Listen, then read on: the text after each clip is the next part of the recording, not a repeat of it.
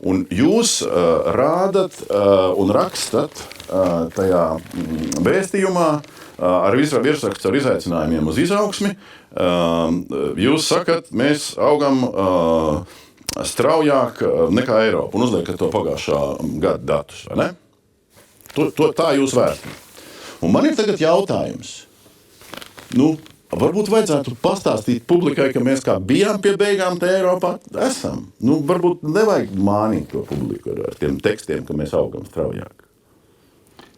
Šis ir akumulēts rezultāts no 30 gadu darbības. Skaidrs, ka tur ir bijuši dažādas nopietnas kļūdas, bet katrā ziņā mēs skatāmies pēdējos 3 gadus, tad kopēji tādu valdības darbību rezultātā un Latvijas centrālās bankas darbības rezultātā ir ekonomiskā izaugsme ir panākta.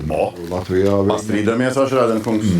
Pastrīdamies. Cik procenti pēdējos 3 gados ir Latvijas IKP no Eiropas vidējā?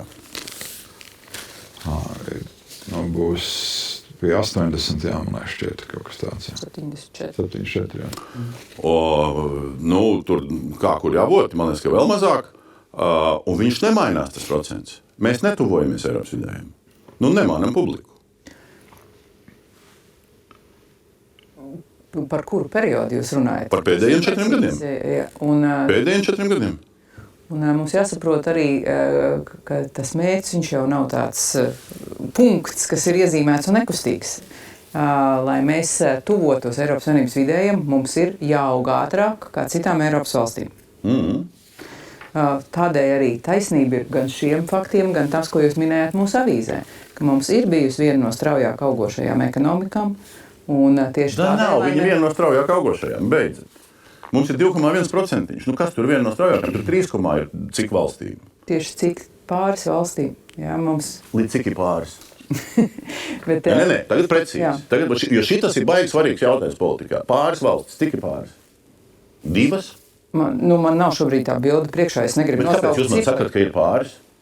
Tādēļ, ka mazākā pusē, teiksim tā, tad varam iemest. Pāris ir mazākā 13, ok. Labi. Tāpēc, ka vidējais Eiropas Savienībā bija 1,6%, no tā arī var izsacināt. Jā, bet jūs kolēģi saka, ka pāris valstīm ir virs 3, jā? Viņi ir tagad tāda matu skaldīšana. Man liekas, ka tas,